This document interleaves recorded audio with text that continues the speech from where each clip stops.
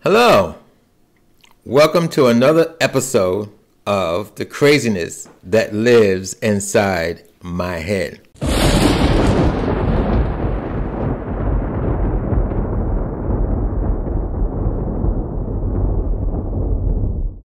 So, this is 2021 and it's June, and in New York City, I'm from New York, and in New York City, they usually celebrate Gay Pride Month in June. So this is going to be my Gay Pride Month 2021 show on being gay and gay pride and what it means to me and my craziness. And I want to start off with, I was back then, yes. I was at the Bonsoir in 1969. It's a Friday night. And the only reason I was there, because a friend of mine took me there in case, I think her name was Barbra Streisand. I Googled it before I started this podcast. She did perform at the Bonsoir. Bonsoir was a gay bar on 8th Street in the Village. She did perform there. Now, I don't know if she was still performing there at 69. According to what I Googled, she performed there from 60 to 62. But the reason why we were there, now mind you, it was a gay bar, and the guy that I was with was not gay, so he said. And me, I was 17? Yeah, I was only 17 at the time, so I'm just hanging out. Which is very interesting, because back then you had to be 21 to get into a bar. But because of my size, I was a big guy, and he was a big guy. We look older than 17, and we got in. And the reason why we got there, because he wanted to see Barbra Streisand. Well, she didn't show up that night. So, we drank and we left. That was a Friday night. Saturday night, before I went out, I had the news on, the 10 o'clock news, the 10 p.m. news. Now, mind you, they didn't have 10 p.m. news back then. It was 11 p.m. news. They didn't have 10 p.m. news. But the year before that, 1968, is the riots. That's when the kids were rioting. Everybody was rioting in the street. And then, I think it was Channel 5 News. Now it's called Fox. But it was a Channel 5 News. It wasn't Fox back then. It was Channel 5 News. And they started the 10 p.m. news before everybody else. And they used to have this thing when they start the news, do you know where your children are? Because we was out in the street. We was just rioting and carrying on, acting all crazy. So now, I got the 10 p.m. news on, and that's when they had the drag queens rioting in the Village. They was talking about it. They put a news on it. The police was chasing them and all like this. Okay. That was 1969. So I missed the riots. Stonewall riots, they call it. I was there the night before. I wasn't there at that time. And then, believe me, I don't think I would have been in Stonewall Bar. Anyway, I probably would have been in the Bonsoir. Thing about the Bonsoir, it was right down the block from 8th Street and 6th Avenue. And on 8th Street and 6th Avenue, you had Nathan's. Nathan was the hot dog place. I don't think it's there anymore, but you had Nathan's. So when you left Bonsoir, you just got yourself a hot dog and a soda, and you went home. So anyway, that was 1969, and they had their first gay pride. Well, they didn't call it gay pride. They did call it something like Christopher Street, whatever, parade in 1970, June 28th. Okay. Now, let's be honest. Let's be very, very honest. A lot of gay men and a lot of people in general didn't think too highly of drag queens. They didn't. And I can't remember too much what was said about it. But as my experience, it was like, okay, the drag queens rioted in 69, and now we're going to have a gay pride. And so, okay. For one, I didn't think about it, but at the time I wasn't out the closet. Not to say I was in the closet, but I wasn't out the closet. I mean, being gay back then, it wasn't something you bragged about. And it wasn't something you talked about. And it wasn't something you always did. Because a lot of things went on differently. That was a strange time in human history, believe me.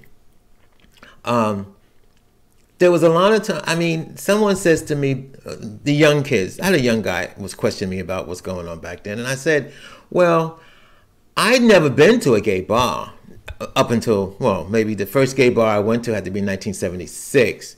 But prior to that, I didn't go to a gay bar. I mean, I didn't think about being gay. I mean, yes, I had sex with guys, but you could go to a regular straight bar.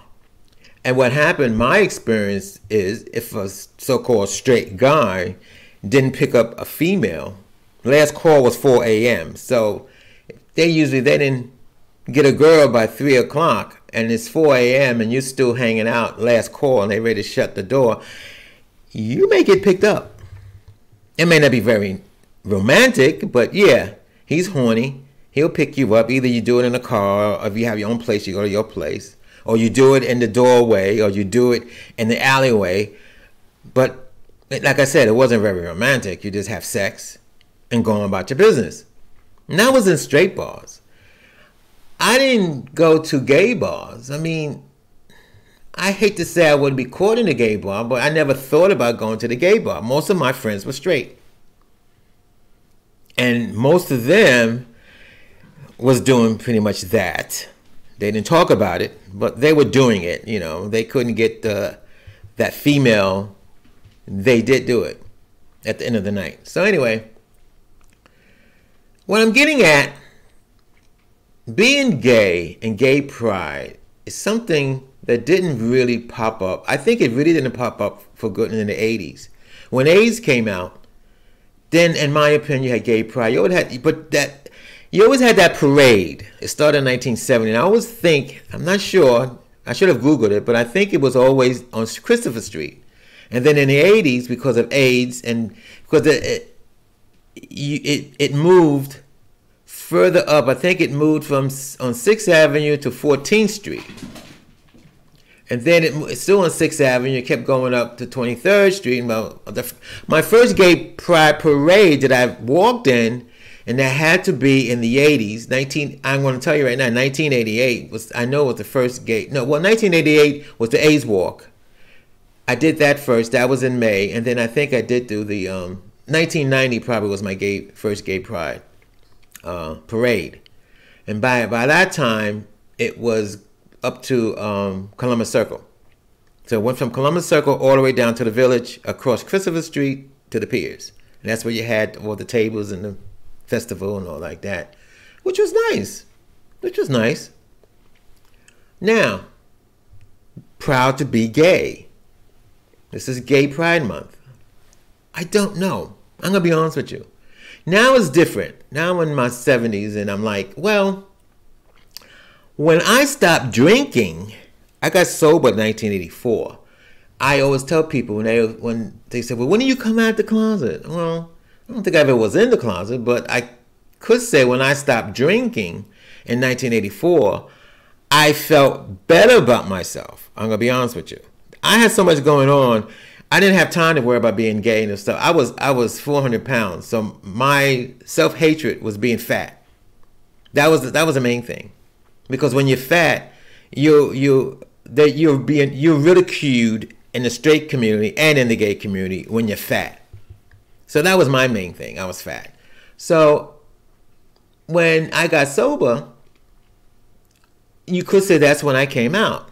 I started going to gay meetings. I started hanging out with gay guys. I started having gay friends. At the time, I only had one gay friend.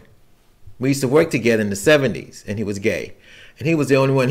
I always tell people he was the one who taught me all the gay spots and all the tea rooms and where you go to get this and where you go that. But otherwise, I only had one gay friend.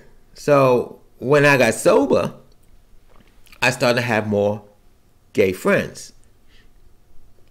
Was I proud about it? I never thought about it. But when the 80s came, when 80s came with the HIV and the AIDS, and it was a lot of hatred and self-hatred, and the government blaming the homosexual men for spreading it, when in actuality, you didn't have to be gay to get it, but they swear that only gay people got it, and they didn't tell people that in Africa straight people was getting it. And then until a lot of the drug addicts, straight drug addicts, was getting it. So then things change. Then they had, because of AIDS, this is what I am going to say. Because of AIDS and HIV, back in the 80s, and I want to say up to 90s, that was the driving force that got gays, men, and women to organize and to have clubs and to have community and to start to get political. And that, for me, is when, is when gay pride started. Because then I'm like, well, I'm gay, but I'm also human, and people do get sick. I'm not the cause of all this, they call this disease. Now we have COVID, so that's another disease. And I'm not the cause of all this. And I was proud to be me.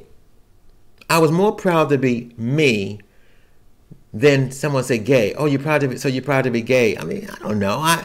If that's part of me. I don't even like the terminology gay. I don't like any kind of terminology when it comes to being homosexual. I don't even like that word. I'm human. We all human. I'm proud to be who I am, Eric. And if you want to call me gay, well, that's up to you. I have no control over what people call me. I've been called a lot of things. Gay wasn't one of them. Anyway, so I guess you could say for me, being proud to be gay, you know, I'm proud to be me. The older I get, I'm more freer of willing to admit if anybody challenge me of what I am. I mean, I am what I am. That's okay. That's okay. I've learned through going to AA meetings and therapy and all this, I have no control over what people think about me and what people do.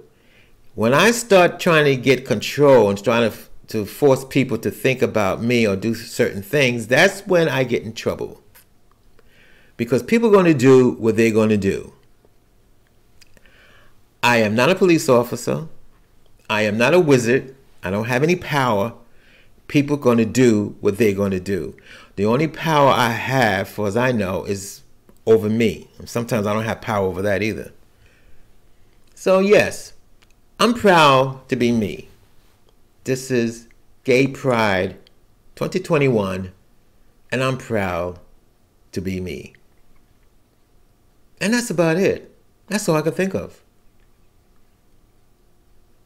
This is Eric, and thank you for listening to the craziness that lives inside my head.